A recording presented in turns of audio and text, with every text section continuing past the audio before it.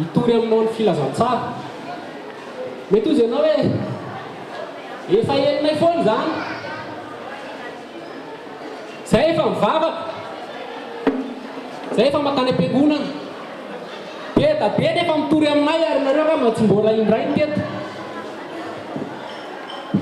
Nareo mety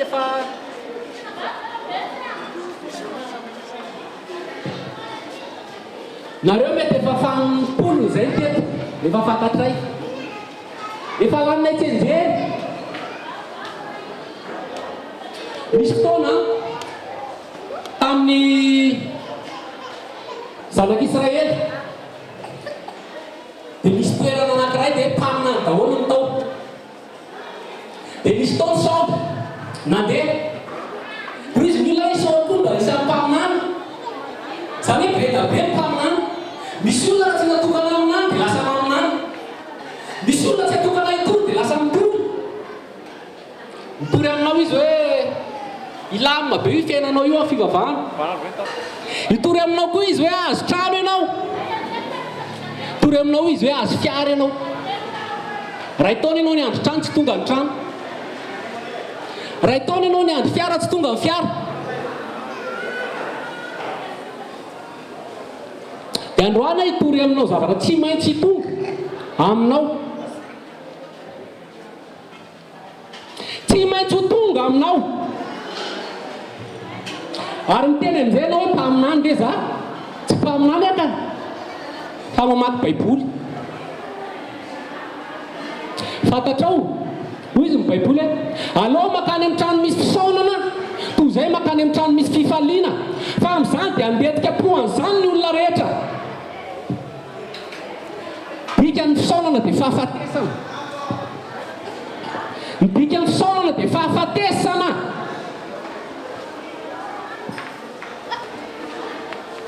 Toriko anao androany fa na izana ianao tsy maintsy ho faty na ho ela na ho aingana.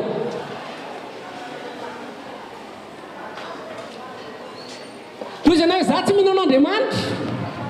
Toy izy mifahafatesana hoe za tsy miraharaha fa na tsy mihinan'Andriamanitra ary ianao ho faty. Ohatra hoe za silamo. Hoy izy raha fahafatesana hoe silamo koa tsy maintsy ho faty.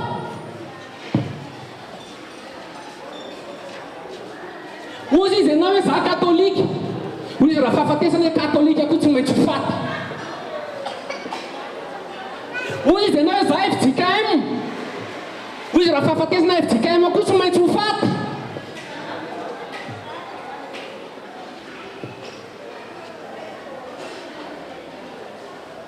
Hoy izy ny baiboly amin'ny Korintiana voalohany toko 10:20. Ny fahafatesana ny fahavalo farany ho resena. Zany atsika manana fahavalo mafy be tsy mety resy afa-tsy raha ihany nandresy azy. Tsy haiko ianao na 20 taona, tsy haiko ianao na 5, tsy haiko ianao na 2 taona, tsy haiko ianao na 20 taona. Teraka ianao misy complication tamin'ny fiterana, resinao ny fiterana tonga soa teto tany. Nianatra ianao ny quiz nanahy naka CP, nanomana CP, nisy fahavalatsonao hoe CP. Resinao indray CP. Nianatra ihany ianao, mbola nahay. Naka BPC, nisy fahavalatsonao hoe BPC. Resinao indray BPC, mahazo mention très bien. Nianatra ihany ianao, mbola nahay. Sady nanao arts martiaux. Naka bac, nisy fahavalatsonao hoe bac. Resinao indray bac. Rehefa nanao arts martiaux ianao passé ceinture blanche, bleu, rouge, noir, première dan, deuxième dan, troisième dan. Resinao daholo zany. Bac plus 15. Nazo toerana ambony teto amin'ny firenena. Nda iandro amin'izay nisy fahavalo anankiray. Nandondona. Raha fahafatesana io. Tsy miera, tsisy nomananao. Tsisy ny nafahanao ny nanomana fa voky ny trano ianao dia nandondona izy. Ny sasany natory teo am-pandona nandondona izy. Ny sasany tao kibondrena nandondona izy. Ny sasany nandeha ny voyage nandondona izy. Ny sasany tany amin'ny hôpitaly nandondona izy. Dia hoy izy ianao hoe za manapa fahaizana be plus 15 docteur en théologie hoy raha fahafatesana izy za tsy mirarahany docteur en théologie avoaka anao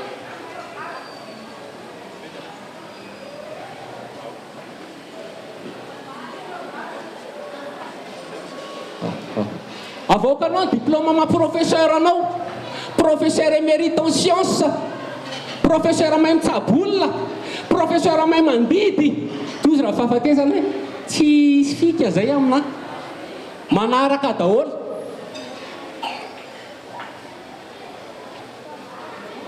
avoaka anao hoe za nge ka député za nge malala olona za nge filoham-pireneny izy raha fahafatesana hoe lasa daholo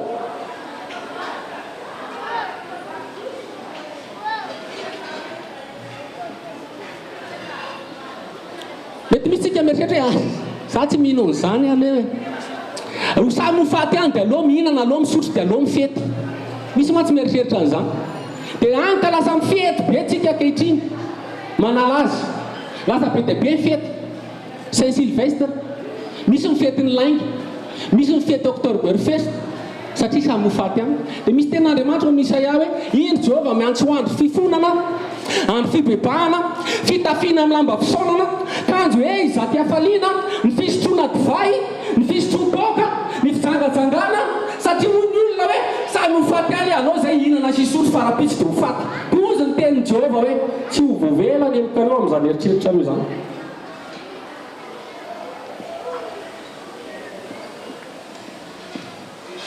mba fantatrao ny aliana fahafatesana tsy ampatahotra anao ny tory-teny androany fa miantso anao Jesosy androany alala ny tena marina sy ny filazantsara tsy ana-piangonana na imonana zany volany eo adidiny eo tsy fiainana ny eo voagejany olona fa Jesosy tonga eto hitory fiainana amelona maty hiantso fanamaro hibebaka ozy ny ten'andriamanitra hoe fa voatendra ny olona no faty indrem-pandeha vitsy zay dia misy fitsarana ao koa fantatsika fa rehefa matytsika dia misy fitsarana ary no mitsara tsy procureur eto tany ny mitsara tsy président tribunal koa izy ianao hoe aisy milamina be azy ao fa andoha vola dia hivoaka fiakofonja rehefa avy eo andriamanitra tsy manao an'izany andriamanitra tsy manao an'izany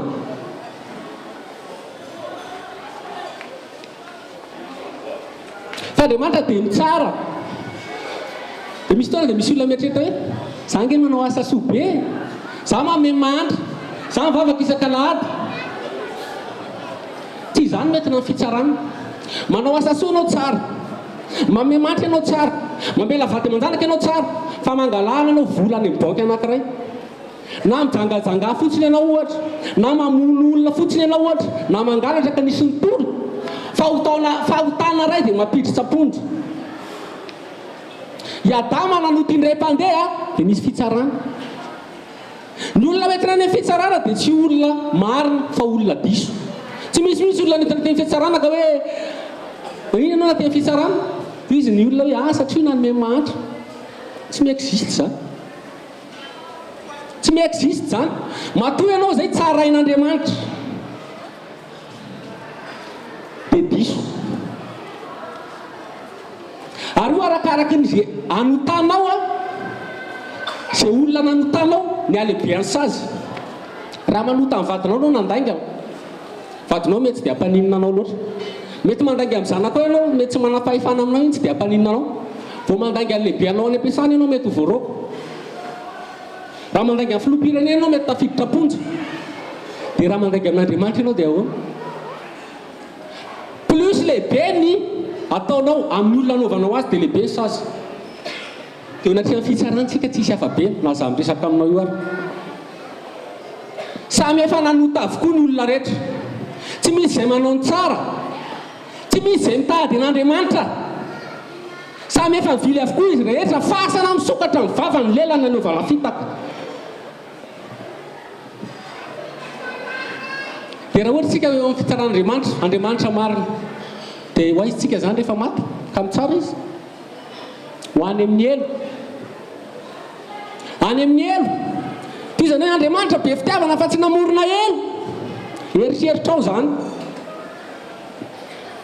misy teny mihitsy any amin'ny Jeremia moa maminamboatra Andriamanitra ao araky ny heviny ve ny olona zany zao manompo samy dia lasa manamboatra Andriamanitra araky ny eritreriny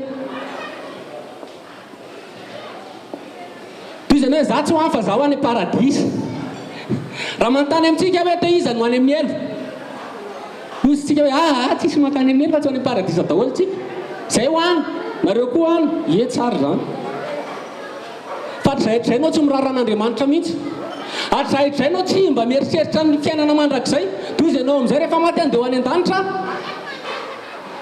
toy izany hoe za ho any amin'ny paradisa fa za mahalala an'i Jesosy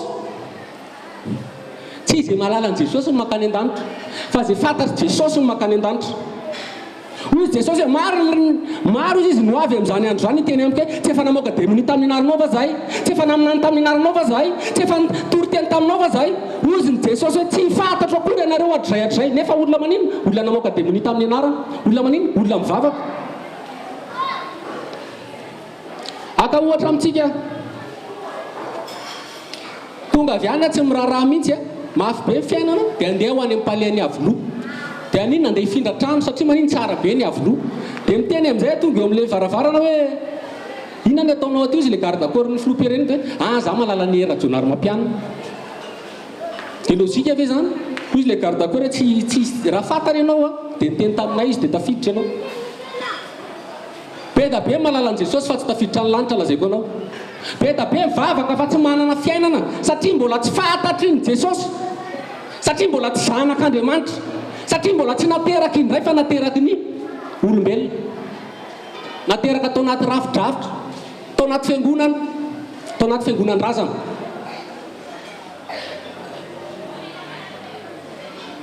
zao anefa filazantsara lazaiko anao zay tena fahagagana tsy tian'Andriamanitra ho any amin'ny elo isika dia ahoana ny ataon'Andriamanitra hamonjena antsika Andriamanitra tsy afaka manao antsika amin'izao hoe velako fotsiny fahotantsika ohatra hoe namono olona ohatra hoe namono olona nangalatra maty le dadan'le ankizy dia tonga amin'ny fitsarana amin'izay izy le mpitsara hoe be fitiavana be fa velako fotsiny ianao tsy lôzika zany miangatra ampitsara misy fahotako ao tokony tsaraina tokony hiatra inona amin'izay nisy olona anankiray niantoka fotsiny mba hiatra amin'ny fitsarana zay ihany zay vao afaka dia ohatr'izay nataon'Andriamanitra tamintsika zay ndikany azo fijalian'i Jesosy Kristy tompo ozy izy Paoly hoe tsy manao na zavatra fitoriana aminareo afa tsy azo fijalian'i Jesosy rery ihany tsy misy rehareko afa tsy azo fijalian'i Jesosy rery ihany satria Jesosy maty no ny fahotako namonjy ka zay rehetrarehetra mino ny anaran'ny tompo no vonjena fa Andriamanitra tsy maintsy hitsara anao Andriamanitra tsy maintsy hanamelika anao fa ny afaka hanafana anao dia finoanan'i Jesosy rery ihany zay maty no ny fahotanao tsy mariny mavonjy anao mari zany tsy nombona tamin'ny azo fijaliana areoka koa fantatra fa tsy misy koa ny afifandiovana vakio ny baiboly fa tsy hitanao ao zany na elo na paradisa fa tsy tian'Andriamanitra ho very ny olona mandalo zao fiainana zao sy ny filany zay manao sitrapon'Andriamanitra maritra mandrakizay jerevo fiainana reo olona jerevo raha taloha ny tandray aman-dreny amaly hoe ahoana fiainana taloha dia izy milamina be ny taloha fa taloha mofo gasy ariary taloha ny frébus ariary folo zao efa tsy zany tsony satria fiainana miaratsy raha niazakazaka ianao 2 kilometatra taloha ankehitrinao miazakazaka 10 kilometatra mba velona ny tenanao mandeha latsinainy talata larobila kamisy zoma mandeha ny janvier février mars avril mai juin juillet mihodikodigny ianao fotsiny volonao mitady fiainana anao fa tsy mahita mitady fiadana anao fa tsy misy mampanantenanao pokaty misy mitoranao filazantsara osika filazantsara sandoka tsy manome fiainana mampanantenanao lanitra fotsiny tsisy ny azo fijalian'i Jesosy tsisy fandavatena tsisy filana amin'ny ratsy tsisy fibebahana marina fa ny filazantsara dia ozy ny ten'Andriamanitra hoe Andriamanitra minitsy mijery ny andro fahalalana fa indro izy ankehitriny mitaonany olona rehetra hibebaka fa izy efa nanandro andro anankiray hitsarany ny olombelona rehetra amin'ny fahamarinana miantso anao hibebaka jesosy tsy fantatro anao raha mivoaka anao dia maty hitomany anao ny olona ary lasa tsara be ny CV anao rehefa maty anao ozy izy ny olona inona vita avy tamin'ny fiarahamonina iny tena tafiditry ny lanitra iny fa ohatr'izao ary na dia olona efa misotro toka ary mbola mamiratra ihany rehefa maty olona efa mijangajanga mbola mamiratra foana rehefa maty fa fijeryolom-boelona zany zay rehetrarehetra lehibe eto ny titantozy ny ten'Andriamanitra fa avetafetana eo anatrehan'Andriamanitra miantso anao Jesosy hibebaka hiverina amin'ny androany indra ian'ny feonareo aza manamafonfonareo tahaka ny andro taloha rehefa nitory Stefana rehefa nitory Stefana dia hoy Stefana tamin'ilay olona neno azy hoe nareo zay manohatra amin'ny fanahy masina mandraka arivo toriana aminao foana Jesosy fa izy hoe tsy raharahako Jesosy toriana aminao foana fiverenana Jesosy ianao tsy raharahako Jesosy ino raha ozy izy ny tompo hatramin'izay fotoan'izay 3 taona no nitoriako taminareo 3 taona fo maraina koa nefa tsy niheninareo amin'ny Jeremia izy miteny an'izay ino raha mitory aminareo mifo maraina mandefa mimpanompo nefa tsy miheninareo manamafo ny atony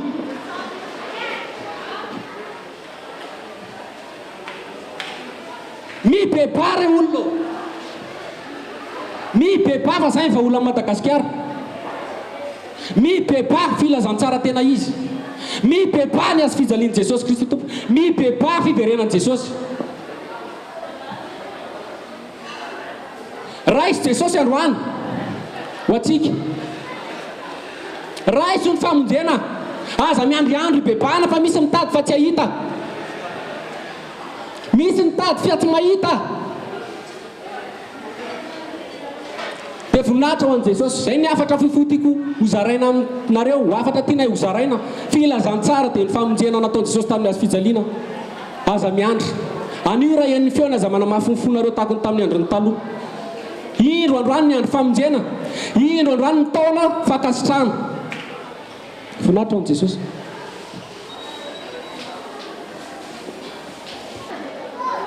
ho atsika zany teny zany ho atsika rehetra zany teny zany raha tonga eto zay tsy resaka aminao antoko-pivavahana raha tonga eto zay tsy hitaona aminao amina antoko-pivavahana raha hiteninareo antany anay fa inona ny fivavahanareo zay tsy manana fivavahana raha miteninareo inona ny atoko-pinoanareo zay tsy manana atoko-pinoa dia ho zareo fa ahoana koza zay ny famarinana zay no anaty baiboly tsy namorona atoko-pivavahana Jesosy Kristy na ray ary fa Jesosy Kristy dia niteny hoe mandehana n'izao tontolo izao dia ataovy mpianatra ny firenena rehetra Jesosy Kristy dia naniraka ny mpianatra dia nanao hoe mandehana n'izao tontolo izao dia mitoriany filazantsara amin'ny olombelona rehetra ny filazantsara zay toriana aminao zaraina aminao androany dia ny anatonanao an Jesosy tsy resaka makany am-piangonana rehefa alahady io tsy resaka makany am-piangonana rehefa sabotsy io tsy resaka mamotsy fotoam-bavaka na vondrom-bavaka rehefa atenatena herinandro io fa resaka fiainana isanandro sanandro Jesosy manjaka ao am-ponao no azonao ny famonjena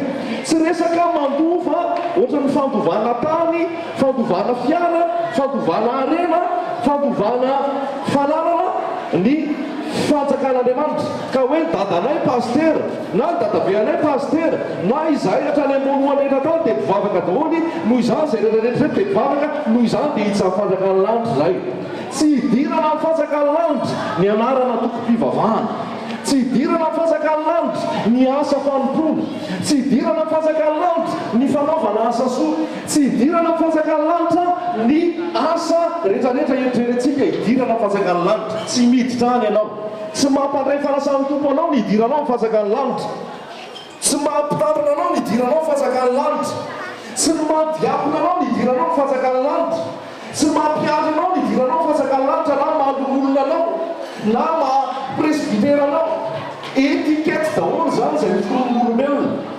anaranarana daholo zany zay miforonin'olombelona fa tsy misy hidirana amin'ny fanjakan'ny lanitra zany fa eo anatrehan'ny tompo dia mitovy avokoa fa ndraintsika mieritreritra hoe raha antaniana hoe azonao apika ve fa manana fiainana mandrakizay ianao azonao apika ve fa andova fiainana mandrakizay ianao inona ny antoko ilazanao fa voavoza ianao dia hiteny amin'izay ianao hoe za fa natao batisa za efa vita katekomena fa rehefa nasantompo za tsy tapaka ny diko isambolana isambolana za manao asa fanompolo za manana za ny anatra ho pastera fa za lazaiko anao fa be da be milaza ho pastera fa mijangajanga, milaza ho pastera fa manolana zaza, milaza ho pastera fa ao anatin'ny lainga sy ny fitaka sy ny fangalarana. Dikan'izay manazy eo imolitra fa mifola avitra. Ny filazantsara izay torina aminao eto androany tsy hitery aminao mihitsy hoe midira reny trano fivavahana ry, midira amin'ireny tokom-pivavahana ry. Azay mahatonga ny olona tsy te herika intsony an'izany fivavahana zany satria efa be loatra ilay fitaka, be loatra ilay sandoka, be loatra ilay fanambakana, be loatra ilay fampandriana-drisy ary be loatra ilay alatra atao amin'ny fivavahana. Fa nolazaina aminao androany dia ny fanananao an' Jesosy eo am-po. Ny anafahananao dia Jesosy manjaka ao am-ponao, fa tsy resaka hetsika ataonao, tsy resaka asa ataonao, tsy resaka titra na etikety izay tazominao. Fa raha tsy miaona amin'ny Jesosy Kristy ianao dia tsy manana fiainana mandrakizay. Raha tsy manana Jesosy ao am-ponao ianao dia tsy manana fiainana mandrakizay. Raha tsy Jesosy ny manjaka ny fiainanao isanandro dia tsy hanana fiainana mandrakizay. Tery am-panahy zay matotonga eto amin'ity tanàna Tomasiny ity. Tsy aka vola aminao, tsy aka rakitra aminao, tsy aka resaka fahafolon-karena aminao, tsy hitady zay any aminao, fa zay tsara nomeny tompo anay zarainay aminao dia le fiainana mandrakizay. Tsy volamena ny zarainay aminao, tsy vola fotsy ny zarainay aminao, tsy hanananay zany, fa ny zavatra tianay zaraina aminao dia ny famonjena ny fanahy. Zavatra tianay ambara aminao, ianao zay mpietsena, ianao zay mpivady, ianao zay atao amin'ity trano ity, ny tianay ambara aminao dia ny fiainana mandrakizay ao amin'i Jesosy. Ny tianay ambara aminao dia le fiadanana sy fitsaharana ao anaty rehefa manana an' Jesosy. Mahantsy Madagasikara, ory Madagasikara, potiky Madagasikara, very Madagasikara satria milalao ny olona. Satria ny olona dia manaja an'Andriamanitra ho imolotra fa ny fo lavitra. Ny fo lavitra malaza eo imolotra fotsiny. Inona ilay malaza eo imolotra? Makany am-piangonana rehefa alahady, makany am-piangonana rehefa sabotsy, mamonjy fivorim-be, mamonjy fotoan-dehibe, mamonjy zaozao, mamonjy vondrom-bavaka. Fa ao anaty ao mbola mangalatra, ao anaty ao mbola mijangajanga, ao anaty ao mbola tia kely, ao anaty ao tsy mamela helo, ao anaty ao misy fialonana, ao anaty ao misy alatra sy kolikoly. Potika Madagasikara, ravo Madagasikara satria ity firenena ity malaza molotra fa ny fo lavitra, ny fo lavitra n'Andriamanitra. Dia hoy ny tompo hoe alako ny finaonao ny hiranareo, atsaharo ny hiranareo fa makareninahy. Misy ny ao anatin'ny koraly fa voagejan'ny toka misotro toka alohan'ny hirana anaovana atsapanahy misotro toka mifoka sigara, fa inona ny torinao? Misy ke ao anatin'ireny antoko-pivavahana ireny diakona fa olona mijangajanga, olona mampiaraka, olona mampirafy, fa zany nga Jesosy torina aminao. Misy olona ao anatin'ny antoko-pivavahana fa olona aka volanao fotsiny. Raha tsy manome vola ianao tsy voataha, raha tsy manome vola ianao tsy ho afaka, raha tsy manome vola ianao tsy tahiny. Noho izany manomeza vola dia ho afam-paladinana, manomeza vola dia ho sitrana, manomeza vola dia hivady olanao. Tsy ny fanomezanao vola ny amahana ny olanao, tsy ny fanaovanao rakitra ny amahana olanao, tsy ny fanaovanao adidy, tsy ny fanaovanao fahafolon-karena no amahana olanao, fa ny amahana olanao dia ny fibebahana. Ny amahana olanao dia ny fibebahana, ny fanatonana an' Jesosy Kristy. Eto izy androany fa ampy izay ny kilalao eto amin'ity Madagasikara ity. Fivavahana amin'ny lalao, fivavahana amin'ny lalao, manao comédie, manao cinéma rehefa alahady, cinéma rehefa sabotsy, cinéma rehefa amin'ny resaka fitaovavahana, fa ny ao ambadika ao fahalitoana. Mahantra ny Madagasikara milaza fa olo marina, milaza fa mpivavaka, milaza fa kristianina, fa manao kolikoly, manao risoriso, manao langa. Tsy afaka manao taratasy milamina tsotra zao raha tsy mandrosa-bola, tsy afaka mahazo taratasy vetivety raha tsy manome vola. Nefa iny olona tompona andraikitsiny makany am-piangonana isan-kalahady. Fa inona ny toriana aminao any am-piangonana? Inona ny zaraina aminao any am-piangonana? Tsy ny hoe mandehana amin'ny fahamarinana, mandehana amin'ny fahitsiana, mandehana amin'ny tahoan'Andriamanitra, ary aza manavakavaka olona, aza maka mihoatra zay tokony alana. Mibebary malagasy, mibebary malagasy, mibebary vahoaka an'Andriamanitra, mibebary zay milazo kristianina. Fa hoy ny tenin'Andriamanitra, indro efa mipotra eo am-pototry ny azo ny famaky. efa mampototry ny hazo ny famaky ny hazo izay tsy mamovo tsara dia hokapainaka atsika ny anaty afo. Ny voatsara tsy resaka pôzipôzy aty ivelany.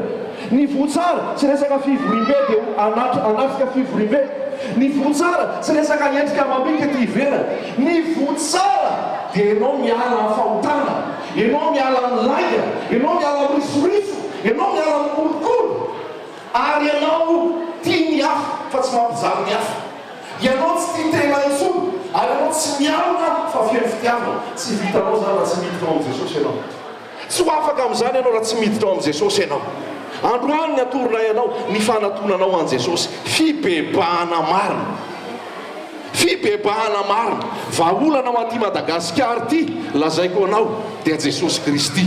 Tsy atoko-pivavahana, ny atoko-pivavahana mamitaka, ny rafidrafitra sy fombafomba mamitaka, fa ny vahaolana azo antoka maty Madagasikara ity Jesosy Kristy ny anarany. Inona ny olana tsy voavahan'i Jesosy? Ny jamba nampahiratiny, ny boka ny dioviny, ny mona nampiteneniny, ny marenina nampaladiny, ny kilemaina natsangany, ny malemy nasaony nitsangana, ny maty dia natsangany tamin'ny maty, ary ny fahafatesana dia resiny Jesosy araka ny lazainy le namana teo. Ny fahafatesana eo amin'ny fiainanao, ny fahoriana eo amin'ny fiainanao, ny fahamaimbony eo amin'ny fiainanao, ny fanadevozany ny ota eo aminao. Afaka zany ary mahamaim-poana raha manatona an' Jesosy Kristy ianao. Ny fanadevozan'ny olona, ny mosavy, ny aretina tsy azo tranona, ny fahatahorana, ny fitaitainana lava, ny tsy fananana fiadanana, afaka zany rehefa manatona an' Jesosy ianao. Gratuit zany falazaiko anao. Mahamaim-poana zany fa tsisy resaka vola sy rakitra eto, tsisy resaka didy eto, tsisy resaka kanafananana eto, fa tena hanome fitiavana Jesosy anao. Ary fitiavana anao nanarahan' Jesosy anay aty, nandao izay tany amin'ny rehetrarehetra misy anay tany. Tsy ny tenanay ho anotorianay aminao. Tapitra eto ny fitoriana zay adinoy, zay azeritseretina tsony, fa lay torianay ny ambaranay zarainay no tsy ho adininao. Jesosy Kristy ny anarany. Izy no hanafaka anao amin'ny fahatezerana ho avy, izy no hanafaka anao amin'ny fahatezeran'Andriamanitra. Tsisy hafa miala amin'izany fahatezeran'Andriamanitra zany, na filohan'ny repoblika, na ny papa, na ny filohan'ny fiangonana, na ny présidenty fiangonana, na ny manan-karembe, na ny mpanefoefo, na ny mahata, niza tsisy ho afaka amin'izany fitsaran'Andriamanitra sy kapok'Andriamanitra zany raha tsy miditra ao amin'i Jesosy Kristy izy. Raha tsy miditra ao amin'i Jesosy Kristy izy. Ny fidiranao amin'i Jesosy Kristy no hanafaka ny fahatezeran'Andriamanitra aminao. Ny fidiranao amin'i Jesosy Kristy no hanafaka anao amin'ny fanadevozan'ny ota. Ny fidiranao amin'i Jesosy Kristy no mahatonga anao arikoriko fahotana. Ho leo kolokolo ianao, ho leo ny halatra ianao, ho leo ny fitaka ianao, ho leo ny fijangajangana ianao, satria mantsaka ao anatinao Jesosy dia lasa halanao ny fahotana. Mibebay ianareo ary eo ka anatonan'i Jesosy. Ataovy marina ny mizananao ary mpivarotra fa tsy mizana mandanga. Ataovy pura ny rononao rehefa mivarotra ronono ianao fa tsy ronono mitapoka be. Ataovy pura ny tatelonao fa tsy tatelo mitapoka dia lazainao fa tatelo pura. Any aminao mihitsy mila miainga ny fibebahana, fa tsy dia hiteny filoham-pirenena sy mpitondra foana, fa ny tsiraray avy ny mila mibebaka. Ataovy ara-dalàna ny fiainanao rehetra. Ny atonga an'io ara-dalàna, Jesosy miditra ao anatinao. Jesosy manjaka ao am-ponao. Hanafaka anao amin'ny fanadevozan'ny ota izy, hanafaka anao amin'ny fahafatesana izy, hanafaka anao amin'ny resaka laika sy fahoriana maro izy. Fa lazaiko anao mbola verika zay rehetrarehetra miaino eto. Raha resaka tany ny jerena, raha resaka relakibon'ny tany ny jerena, raha resaka vokatra fotsiny ny jerena, zany Madagasikara zany ny anisan'ny mpanan-karena reto tany. Madagasikara ny anisan'ny mpanan-karena reto tany raha tany ny jerena. Fa raha mijery ny olombelona amin'izay dia Madagasikara ilay olombelona ny anisan'ny mahanta sy fadiran-nofana indrindra. Ary ny vahiny mazaka sy manana an'izay ilaina eto. Satria nahoana ity firenena ity manaja iamboniny fa ny fony lavitra. Milaza ho kristianina, milaza ho mpivavaka, milaza mankany am-piangonana, fa ao anaty ao misy rombaka, ao anaty ao misy fitaka, ao anaty ao misy lainga, ao anaty ao misy tsy fitiavana, ao anatin'ny fitiavan-tena ary tsy tiany namana mihitsy, ao anaty ao dia ao anatin'ny fijangajangana sy ny fahalotona. Noho izany dia mipetraka teraka ny ozina eto Madagasikara. Noho izany dia ao anatin'ny fahantrana ny Madagasikara. Noho izany dia ny vahiny no manana an'izay rehetrarehetra tsara sy ilaina ho anazy, fa ny Madagasikara tompony mahantra. Ny vahaolana lazaiko anao, tsy resaka politika ny resarako aminao, tsy resaka hetsika politika ny lazaiko anao, fa ny vahaolana atoroko anao, manatona an' Jesosy ianao. Tsy resaka mandeha any fahalahady io na rehefa zapotsy, fa manatona an' Jesosy ianao. Dia hanafitra ny tokantranonao izy, satria ny tokantrano tsirairay avy no mandrafitra ny firenena, ka ny tokantrano tsirairay avy rehefa manaiky an' Jesosy dia iny no mitambatra ny firenena, dia iny firenena iny rehefa samy manana an' Jesosy dia manana fiadanana sy fitsaharana. Ho anao irery ahoany aloha ny famonjena. Mikorotana ve ny fiainanao? Lasan-tsoka ve ny vadinao? Ny vadinao ve maditra? Vadinao ve tsy tianao? Zanakao ve mijagajaga sy mifoka ronono sy maditra? Ny fiainanao ve fa mikorotana maizina tanteraka tsisy azo atao intsony?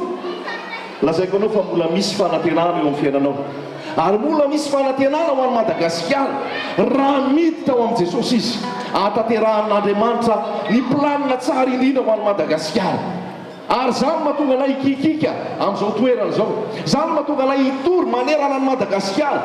Ny fibebahana, ny fialana ny fahotana, ny fanoloran-tena marina ho an'i Jesosy dia hanapatapaka ny geja, ny ozina, ny fahoriana eto amin'ity Madagasikara ity, ary hitondra fitahiana ho an'ny zanaka mampara rehetrarehetra raha manaiky an'i Jesosy. Fa raha mbola hijangajanga ihany, raha mbola hisotro ihany, raha mbola hidoroka ihany, raha mbola hanompisampy ihany, raha mbola hanao famadihana ihany, raha mbola hijanona amin'ny fahotana, dia ahitsanay ny vovoka amin'ny tongotray, sasanay ny tananay, dia lasa izay mody sa fanambaranay ny filazantsara, anjaranao sisany mandray. Fa izay rehetrarehetra nandray an' Jesosy tsisy nanenina nandray azy. Izay rehetrarehetra nandray an' Jesosy dia nahazo hery ho tonga zanak'Andriamanitra. Io hery io amotehana ny asan'ny maizina, io hery io andresena ny fahotana, io hery io andresena ny tsy fahamarinana rehetra. Raha ny olona izay tompona andraiki-panjakana, raha ny olona izay manapaka ary manam-pahefana eto amin'ny firenena no manana an' Jesosy Kristy, manana le hery, dia anohatra ny kolokolo izy, anohatra ny lainga izy, anohatra ny tsy fahamarinana izy, andany mizana amin'ny tanila izy, fa andeha mirariny sy hitsiny izy. Dia ho hitanao izany fitahian'Andriamanitra mirarakopana eto Madagasikara. Fa izany fitahian'Andriamanitra izany bloqué zany, satria malota ny olona.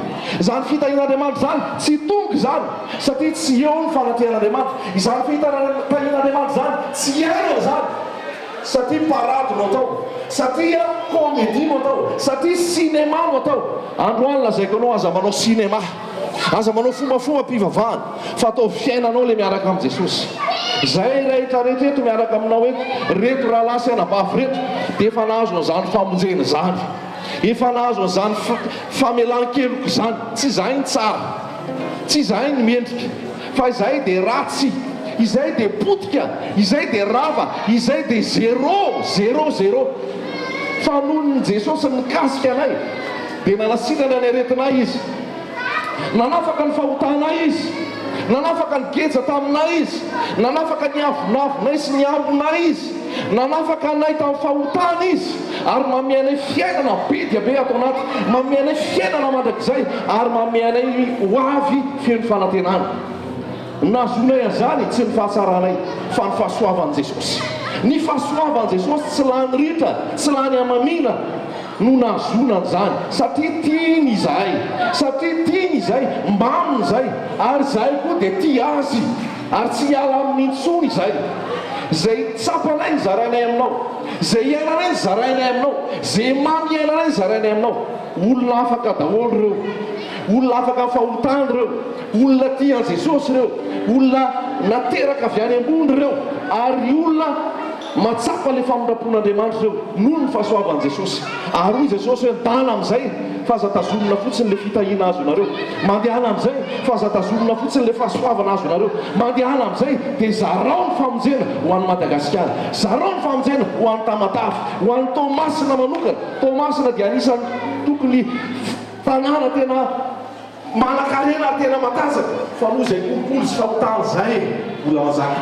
Fa za tomboka amin'ny anaran'i Jesosy Kristy izay tokoa, amin'ny anaran'i Jesosy Kristy izay tia, dia andohalika amin'ny anaran'i jesosy ny hoalika rehetra eto tamatavy, andohalika amin'ny anaran'i jesosy ary ny fitapitaka, ny resaka kidnaping, resaka risoriso, ny resaka laika hibebaka ny manam-pahefana, hibebaka ny tompona andraikitra rehetra, andohalika anaty an-tompo ary fonany amin'ny fahotany rehetrarehetra sy ny famotahana nataony tamin'ny olona, dia azo ny famonjena ity fireneny ity, azo ny firene, azo ny famonjena izao tanàna izao. Zay rehetrarehetra tsy mety mibebaka, zay rehetrarehetra mbola manambaka, zay rehetrarehetra mbola mamitaka, tononoka amin'ny anaran'i jesosy, ny anendahan'i jesosy azy eo, tsy arana toerana eo intsony.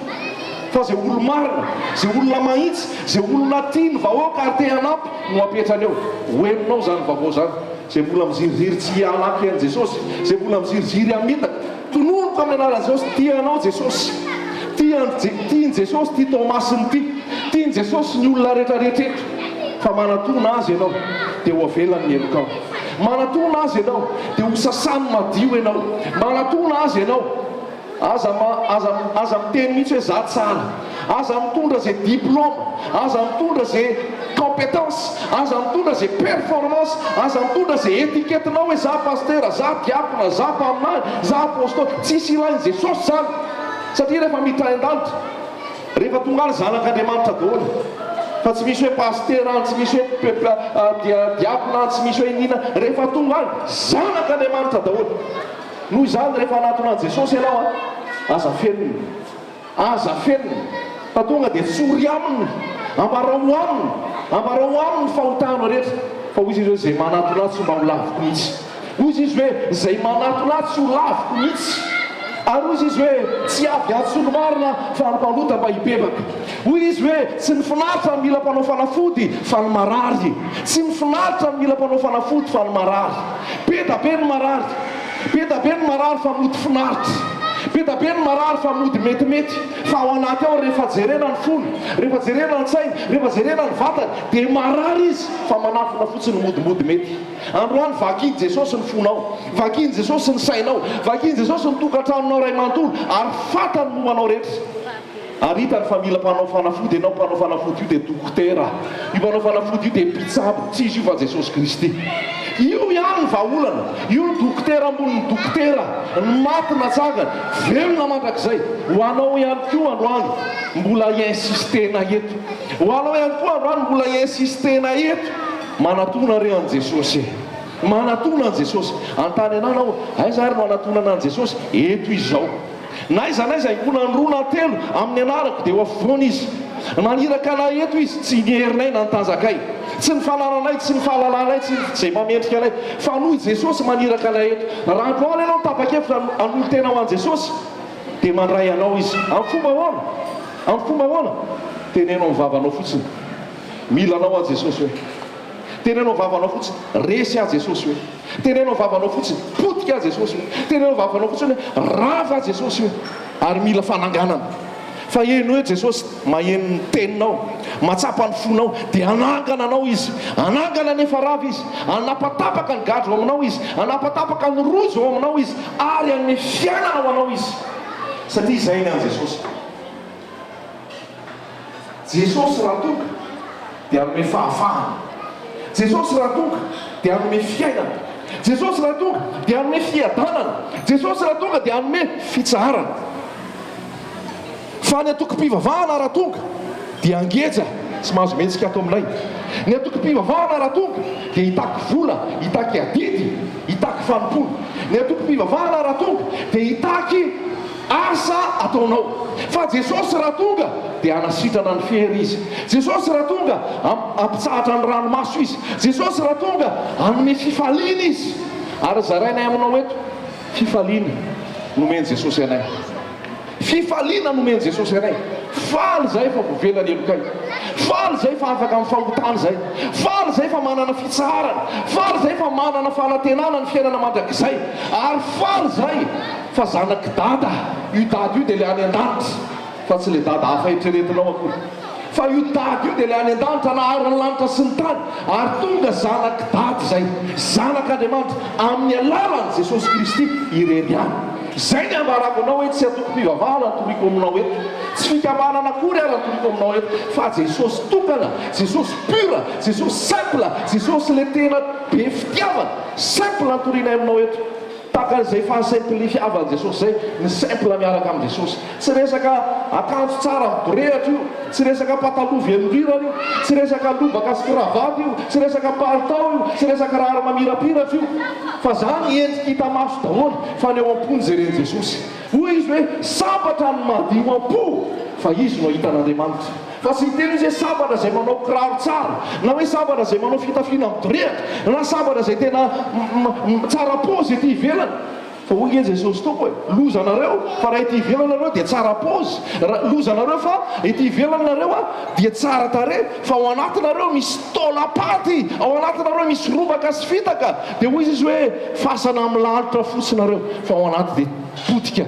Androany izao ny fotoana, aza mangatakandro ianao, aza mangatakandro ianao, fa miazakaza eo amin'ny Jesosy azonao fanasitranana, miazakaza eo amin'ny Jesosy azonao famelan-keloka, miazakaza eo amin'ny Jesosy azonao délivrance feno gratuit. Zany mampalazaiko anao, tsy akarakitra aminao zany zay, tsy aka vola aminao zany zay, tsy aka ninoninona zay, fa fitiavan'i Jesosy ny manery anay.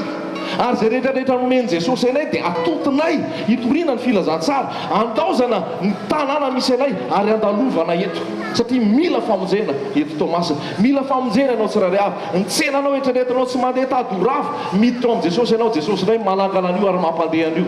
Ny fiainanao etrarehetanao mikorotana sy misamboaravoara, nisy rivotra ny fofofofo teny an-dranomasina, fa rehefa niteny Jesosy hoe mitsahary mangina dia nitsahatra zany. Rehefa miditra amin'ny tokantranonao ihany koa Jesosy, inona ny rivotra fofofo amin'ny fiainanao, inona ny zavatra mampisamboaravoara mahasafotra anao, fa vao miteny indray mandeha Jesosy mitony zany, satria Jesosy dia ilay antsoina hoe lio amin'ny fokony Joda.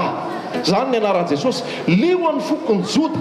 Ary voalaza fa ny liona ny biby mahatazaka ary atahorana indrindra ny anala. Vao miditra ny liona mangina daholo ny ambiny, vao miditra ny liona matahotra daholo ny ambiny, vao miditra eo amin'ny fiainanao Jesosy le lio amin'ny fokony Joda. Zay famosavina nataon'olona anao rava sy potika zany, zay ozona nataon'olona anao tapaka zany, zay faminga-pivarana nataon'olona anao tsy anan-kery zany, ny aretinao sitrana zany amin'ny anaran'i Jesosy, ny fahotanao afaka amin'ny anaran'i Jesosy, ary ianao manana fanantenana ny fiainana mandrakizay, satria lio amin'ny fokony Joda io Jesosy Kristy io. Jesosy Kristy ilay teny tonga nofo tia nazaraina aminao koa zany. Misy teny marary nataon'olona taminao, misy teny marary mandratra anao, misy teny marary nolazain'olona taminao ary tsy adinonao mihitsy, fisaky mieritreritra ianao dia malahelo ny fonao ary milasaka an-dranomasonao. Androany misy teny vaovao milasaka aminao, milaza hoe tiako ianao ry zanako, ianao ny zanako malalako, ianao dia tiako, ianao dia fitiavana mandrakizay tiavako anao. Manasitrana ny ratraponao izy, mampitsahatra ny ranomasonao izy, ary anam-pitiavana ianao na dia ny fahavalonao azy.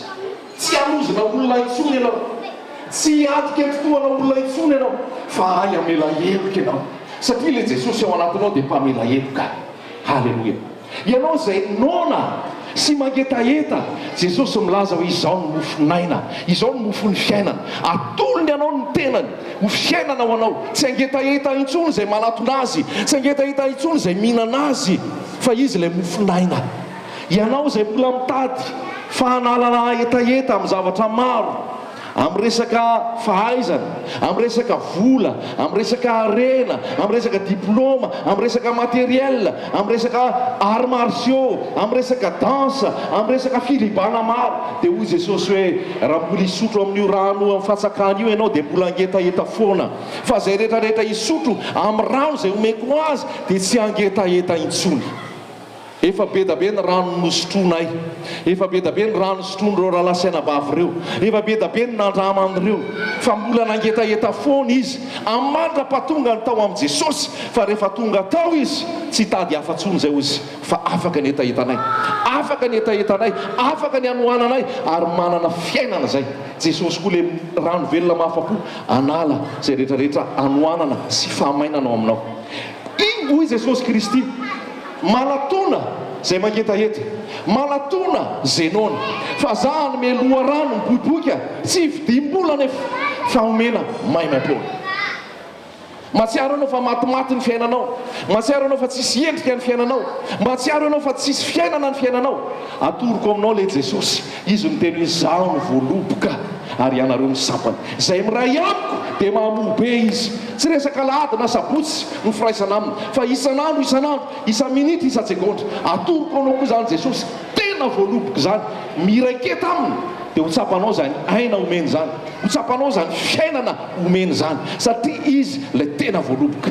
Mahatsiaro anao fa maty tsisy hevitra tsony ny fiainanao, dia Jesosy miteny anao izao no fananganana ny maty sy fiainana. Zay mino ahy na dia maty azy dia ho velona indray, ary zay rehetra velona ka mino ahy dia tsy ho faty mandrakizay. Ho anao zany hitanao hoe potika rava, nisan'izany hoe Lazarosy zany ao anaty baiboly. Any am-pasana izy nitonga Jesosy hijery azy. Efa natsony Jesosy tambola narary Lazarosy fa tsy mbola nandeha Jesosy. Rehefa avy eo maty any Lazarosy, rehefa maty Lazarosy efa any am-pasana, zay Jesosy vao tonga. Nanometsiny azy ny anabaviny, nanometsiny any Jesosy.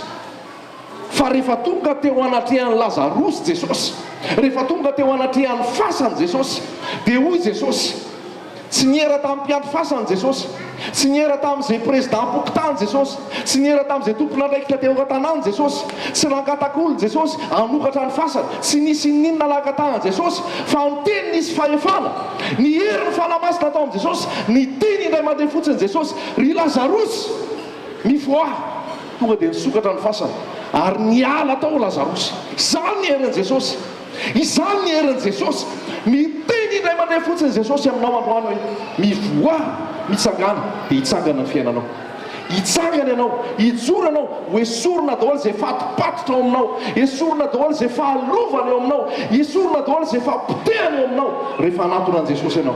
Fa izay nataony tamin'ny Lazarosy ainy atao aminao. Eo amin'izay impossible mbola possible amin'i Jesosy. Eo amin'izay tsisy azo atao intsony, eo amin'izay tsisy azo le intsony, eo amin'izay tsisy hevitra intsony, iny Jesosy ny soe présenté aminao. Ary zany ny ainanay, izany ny fiainanay, izany ny torianay aminao. Fa be da be ny zavatra tsy possible tsony hitanay, be da be ny zavatra tsisy azo atao tsony hitanay, be da be ny fampitehana efa hitanay. Fa rehefa Jesosy no miteny hoe mitsangana dia nitsangana zay tokony hitsangana. Androany koa Jesosy miteny anao zay fampitehana eo aminao, zay faharavana eo aminao, zay fahalovana eo aminao, avelao fotsiny izy hiteny amin'ny fiainanao dia hitsangana izy. Izay no mahatonga anay hanindrahindra an Jesosy, satria ny anay io capable io, ny anay io tsy miteniteny foana io, zay lazainy io dia tanterahana. Tsy ohatran'ny mpanao kobakambavy eto an-tanàna, tsy ohatran'izay manao fanantenana pokaty, fa ny Jesosy lazaiko anao tsy fanantenana pokaty, ambarako aminao tsy fanantenana pokaty ny an Jesosy, fa fiadanana iainanao, fitsaharana iainanao, fifaliana iainanao. Ary hoy Jesosy hoe za avy hanome fiainana, sady hanome fiainana be dia be.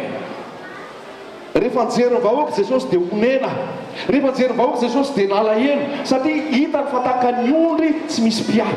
Zany Madagasikara, zany ny eto Toamasina, zany zava-misy eto, tahaka ny ondry tsy misy mpiahy vahoaka. Fa androany atoroko anao ilay tena mpiandry tsara, Jesosy no anarany. Dia hoy hoe zany mpiandry tsara, izaho manolotra anay hamonjy ny ondry, ary zany miaro ny ondry tsisy ho very ireo naray azy.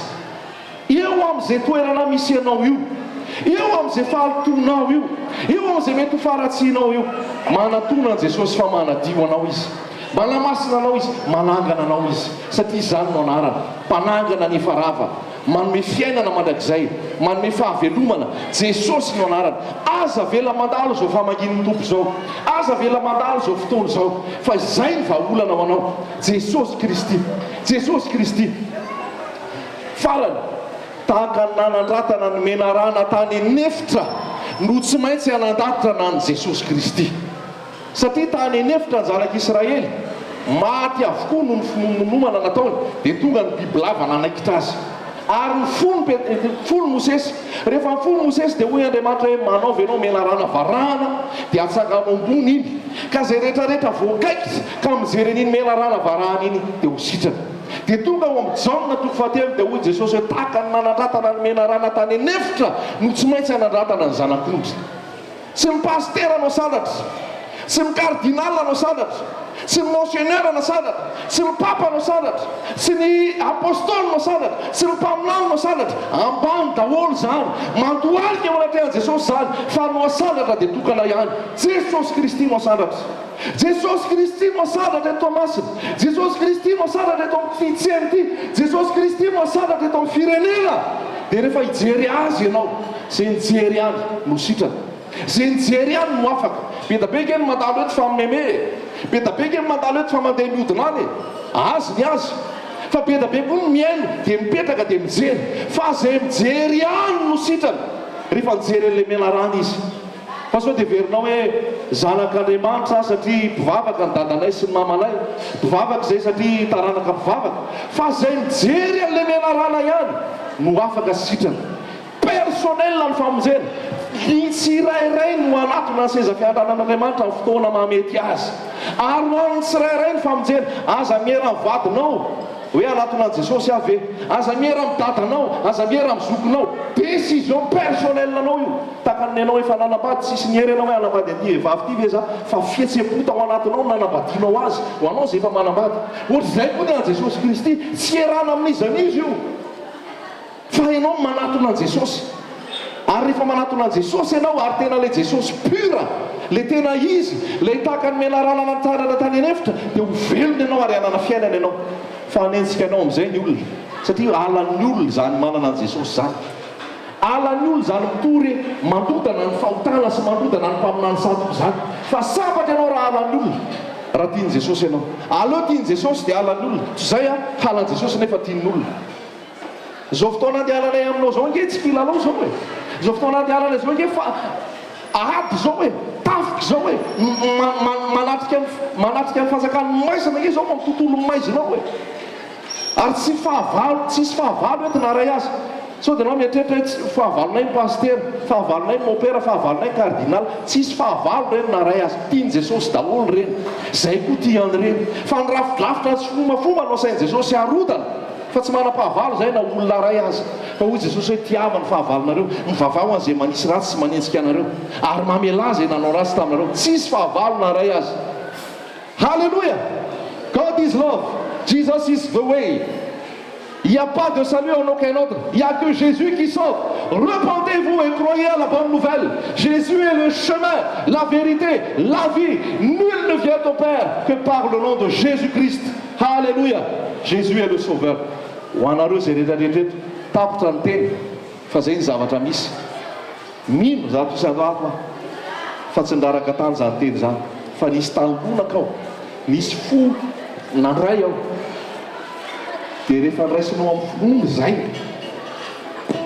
matoky fa eo ny fanahy, hitarika anao mandehandeha any amin'izay. Zay andeha, misaotrany amin'izay nameny courant, misaotrany amin'izay nameny latabatra, misaotrany amin'izay me fitaovana, misaotrany amin'izay manatrika. Te hivavaka ho anareo zay, ary te hivavaka ho an'ity tseny ity, te hivavaka ho amin'ny Tomasina ray amin'ny alalan'i Jesosy Kristy tompo. Velona mandrakizay, manana ny fiainana mandrakizay. Misaotra fa afaka namafy ny teninao zay teto amin'ity toeran'ity androany. Misaotra fa fahasoavana zany. Ianao nanome alalana, ary ianao nanome fotoana. Misaotra fa miasa ny teninao amin'ny tsirairay avy izay atsaka reny, amin'ny tsirairay avy izay manamana.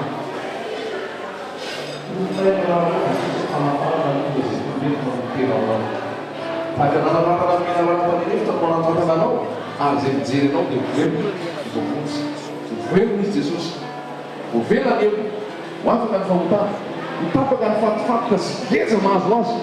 Ary atsapa fiadanana izy androany, atsapa fitsaharana izy, atsapa fifaliana izy. Tsy izay vetivety, fa tena maharitra mandrakizay ao amin'i Jesosy Kristy. Satria fiainana mandrakizay nomenao azy. Hiterizo amin'ny anaranao izy ireo Jesosy. Fa ianao nefa naniraka ray ary namafy izay. Fa ianao mitahiry azy ireo hatramin'ny farany. Anana ny fiadanana, anana ny fiainana mandrakizay. Hiaro azy ianao amin'ny mpaminany satroka. Hiaro azy ianao amin'ny fitaka. Petraka aminao Jesosy izy ireo tsirairay avy. Famonjena ny fanahany. Ianao koa miamonjy azy amin'ny ara-materialy. Ianao koa miamonjy azy amin'ny fiainany andavanandro, amin'ny asa fitadiavana, amin'ny asa fivelomany. Ny tananao Jesosy no omba azy ireo. fiain'ny fitahianao sy ny fahasoavanao. Apetrako ampelantananao ty tseny ty sy zay rehetrarehetra ato amin'izao tsena zao. Ianao no amindra fony tsirairay avy, ianao no hikasika ny tsirairay avy, ianao tokony anambina azy ireo ihany koa ary hitodika aminao any tsirairay avy. Apetrako aminao ty tanàna Tomasiny ty, sotranao ny amin'ny tompona ndraiky ka zay nanome alalaka fahasoavanao sy ny fitahianao tompo amin'izy ireo. Apetrako aminao ty tanàna Tomasiny ty, loalika rehetra andohalika, lela rehetra dia anaiky fa ianao ny tompo Jesosy Kristy, ary ianao nitondra fanafahana amin'izao tanàna zao. Ianao nanapatapaka ny gatra, ianao nanapatapaka ny itivy, ianao nanapatapaka ary délivre an'ity tanàna ty. Ho tanàna feno fahasoavana, ho tanàna feno fitahiana, ary olona matahotra anao no kamaroany Jesosy hitondra fiainana ianao. Dia raina anao Jesosy hoe anao ny fanjakana, anao ny hery, anao ny voninahitra mandrakizay. Halleluia. Amen. Amen.